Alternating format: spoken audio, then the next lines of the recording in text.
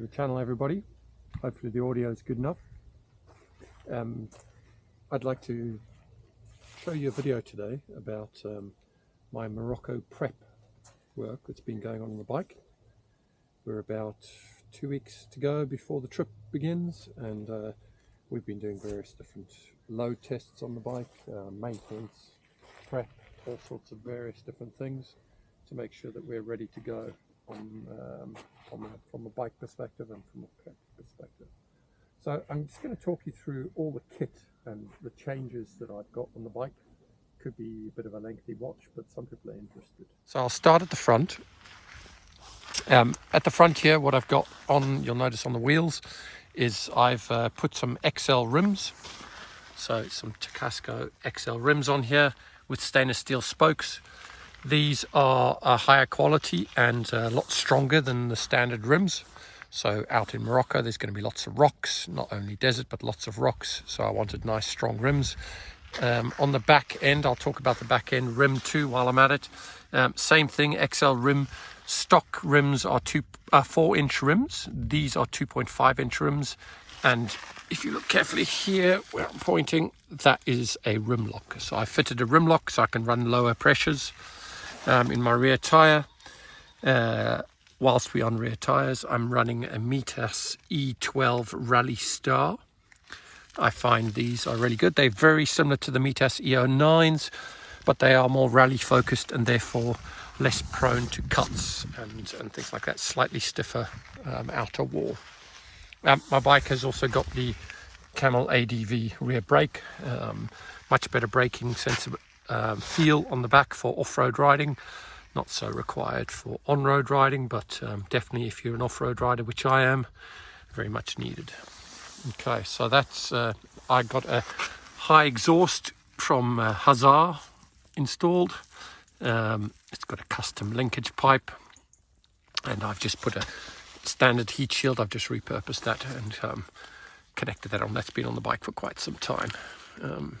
Adventure spec bash plate. Some RNG side racks over here. I didn't want the saddle over one. It was bashing the side panels, so for the trip I needed that little bit of extra stability, so we've got that RNG luggage rack, if you want to call it. So let's go back to the front of the bike. We've got a first aid kit here behind the screen. I'm running the slightly larger Touratech windshield because the trip is 6,000 kilometers and there will be some road miles involved, as well as obviously the primary aim in Morocco is to ride off-road, but there will be lots of road miles, and I just want that little bit of protection around my chest area to reduce fatigue and buffeting basically. I've had my front forks done, K-Tech, the OVRS system put in, which makes a big difference. I do ride fairly aggressively off-road, so I find that that made a big difference for me. I've got some Krieger, a little pouch here, which I've got some basic tools in, which gives me quick access to my tools. I've got more spare inner tubes, front and rear. I've got 2 sets of those in this Krieger pouch up front here, as well as some of my bigger tools like spanners and things like that can't fit in this little quick access pouch. So all the different sizes that you would need for all the bolts. I work on my bike on a regular basis, so I've got a pretty good idea of what those are. So yep, that's on the left side. I strapped these on with the standard Krieger straps here, and then I've got a rock strap around, a thicker rock strap here that goes around here, and then I've got a thinner rock strap just on a vertical, and that one's on the horizontal. Okay, so lots of strapping to make it nice and sturdy. Coming around the bike to this side here, I've got another one of those Krieger pouches. So in that one I've got some cable ties and things like that, little also quick access things that I might need on the bike. I've got in here, I've got another US 20. This is a slightly bigger bag on this side of the bike. I didn't have matching sizes, so you use what you got. In here I've got some more spare inner tubes, so I've got 1 pair in the other side on the front, and I've got 1 pair in this side on the front. So it's a ultra heavy duty No, it's not an Ultra. It's a heavy duty Michelin front and rear tube in here. I've got my camping stove and a little canister in there, along with some coffee and stuff. I'm not going to do lots of cooking. I love Moroccan food, so I'll be eating as much Moroccan food out there as possible. But I do want to wake up in the morning and have a coffee. So when I'm camping, I definitely want to have a coffee when I wake up in the morning. That keeps me going. Before I get into town, I might be in the middle of the desert. It's good to get going like that. I've got an Insta360 on top here, just for any of the mountain passes and things like that. It obviously doesn't film very well off-road, so it'll wobble about too much. I'll take that off when I'm off-road and just tuck it away. It's on a clamp on the front bar here. Hopefully you can see that, and it clamps onto the selfie stick pole. So that'll give me some filming capability when I'm out there to catch some of the views. I've also got a handlebar one here where I can connect that Insta, which is a bit more stable. So that can be for looking up if I'm standing or I'm sitting off-road, and as well as a GoPro. I'll have a GoPro on my helmet. I've got a chin mount GoPro connector over here. So the plan is to take some videos.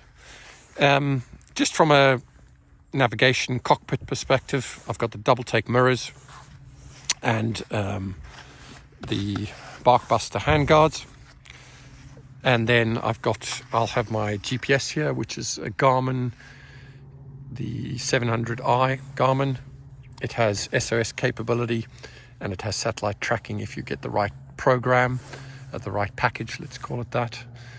So I'll be getting that package so my friends and family can track me while I'm away. Coming back further here, I've got a Scott steering dampener hiding underneath there. I do ride fairly fast off-road and in deep sand, so quite important for me. I found it made a difference when riding really fast off-road on these bigger bikes, as well as obviously suspension. Suspension's your key one. Other things I've got up front here in the navigation tower are the stabilizer. It definitely wobbled. I've got those on. That's the anti-wobble bars. So those are sorted, and I can actually see my GPS. You can't see it if it wobbles too much. It's impossible, even when you zoom in. I've also plugged in to my cigarette lighter an extra long USB cable with some glue. It's a special glue. It's a moldable glue. It's called Sugru. So you mold it like putty, and then it hardens over time, so that it's just going to hold this USB cable in. I've got some Gorilla Tape running down the bodywork of my bike. I'm not too bothered by looks. It runs all the way down here underneath the strap and into my tank bag. So I have power in my tank bag for my phone. There's my iPhone connector there. And if I want to charge GoPros or Insta360s, all that stuff, I can put it safely in my tank bag and zip it up and then ride. So you can be charging on the go, which is pretty handy. Other things that I've got on the bike, so let's move back towards the rear. I've changed from the stock foot pegs, more aggressive off-road Camel ADV pegs. I find them fantastic. A little bit wider, a little bit longer, not too much bigger. I don't like the big rally style ones. Too big is just catches on ruts in the UK riding, so a little bit narrow. I've got a new chain and sprockets on here. I've got a Rugged Roads chain guide. I've got an Acerbis chain slider down there just to keep the chain good and nothing dropping in there. Moving further back, the all important travel sandals. You've got to have those for when you camp at night. This here is a piece of old crutch. So if you break your leg or something like that, crutches, cut that down, and I use that to prop up the bike if I get a puncture. So I'm going to be in places where there's no logs or anything like that, or you'll be in the middle of the desert basically, so you need to be able to prop your bike up. It'll still be a challenge in soft sand, but anyway, it's better than nothing. I've got a Krieger. I've gone for the Krieger, I think they're the 12s. They're slightly smaller. I didn't want to get the 18s. I've got two of those, so I've one on the other side here. In this side, I've got my clothes. All my clothes are in here, spare pair of socks and things like that. Basic things and things to sleep in at night. And on this side, I've got a picnic blanket, which is quite handy. I like to sit on that instead of carrying chairs. A picnic blanket is quite handy. It doubles up as a ground sheet if I need to on stony ground for my tent, my bivvy tent. And then I've got a roll mat just for comfort. In the top here, I've got an Oxford bag. So one of these storage bags. It's only a 30-litre bag. It's not super big. Again, I want to keep minimal. Weight is important if you're riding. I'm going to be riding in the dunes, so keeping my weight down. So what I've got here is an extra thick sleeping bag, because I believe the temperatures, and I've checked the temperatures online, the temperatures are going to drop to 7-8 degrees at night in the desert, and it might even get colder up in the mountains, in the Atlas Mountains. So we might be going down to 3-4 degrees, and if you're camping, you definitely want to be warm. So that's rather bulky, but warmth at night is super important. You will not sleep if you're cold. So that's in there. My bivvy tent is in here. It's a really small bivvy tent, but it's big enough for me to keep flies and mosquitoes and whatever else, keep scorpions and snakes out if they want to come crawl into my bed with me. So super light there. Let's get into some more of the interesting stuff here. So this is a spare fuel bladder, Desert Fox. It's 6 litres capacity.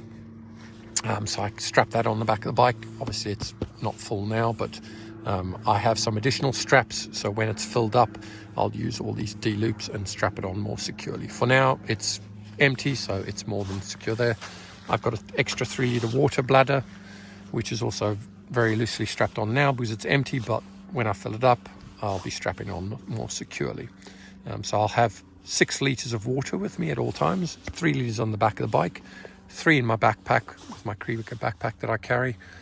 And then, that's plenty water. So we're going to be deep in the Sahara Desert. And if something goes wrong and you need to walk out for any reason, having 6 litres of water is going to make a difference. Anyway, so let's talk about fuel range. So the standard tank of this Yamaha Tenere has a 16-litre front tank. I've kept the OEM standard tank on here, and I've gone for an extra 5-litre Camel ADV rear tank.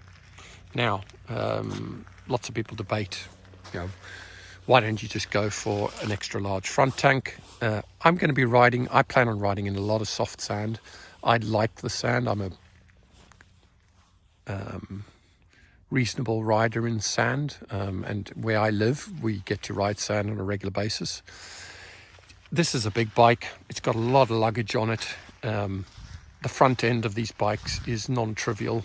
You've got bull bars and you've got tools hanging off the front and things like that. I wanted to have a bit more weight on the rear and balance the bike. In my opinion, it's more balanced. So you've got your luggage, which is actually fairly light. My luggage is not super heavy. It's mainly tent and camping stuff, so it's bulky. But the tools are on the front. So I've put a bit of fuel on the back and the tools on the front, and that's going to balance my bike out. I've been riding with it and testing it and getting the suspension set up and dialed, so I can feel it's balanced now. If I'd gone too much weight on the front, then I would have had to put all the heavy tools on the back, and then what do you do with the bulky items for camping? So they end up on the front of the bike, which just looks absolutely weird it just doesn't work. So that was my preference. Everybody has their own preference. We all do our own thing. Do you? That's what I say. So that's most of it. From a spares perspective, I'm carrying a spare chain, a spare front sprocket. I'm carrying all my spare tubes. I'm carrying some extra fuses. I've got a spare set of clutch friction plates. I'm not carrying the steels. I believe the steels should be okay. They're fairly new. I replaced my clutch about 3 months ago. Just preventative. I wore out the clutch friction plates messing around in the sand, and I replaced the steels and the friction plates at that time. So they're pretty new. But I've got some spare friction plates just because riding in the dunes for an extended period of time, if you're riding it hard, it's good to have some spare friction plates. So clutch was a worry for me, really. That's all I can think of right now. From a documentation and a paperwork perspective, if you're living in the UK, You need your V5C document, your passport, obviously, copies of your insurance, and then you'll get bike insurance out there in Morocco. So when you land, you can go to whatever port you land at and go organize insurance, local insurance for the bike. Most UK bike insurance policies don't cover you for Morocco. They'll cover you through Spain and France or wherever your route goes, but they won't cover you through Morocco. So you can get it out there. I've done some research. Drop me a message, drop me a comment, and I'll hook you up with where you can get that kind of stuff.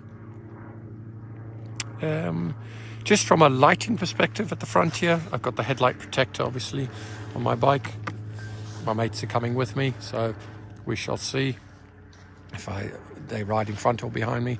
But I've got some extra aux beam lights here on the front of the bike, just in case there is a little bit of riding off-road to get away from settlement. If you want to camp and you just want to get a bit further out into the desert, it's good to have headlights, decent headlights.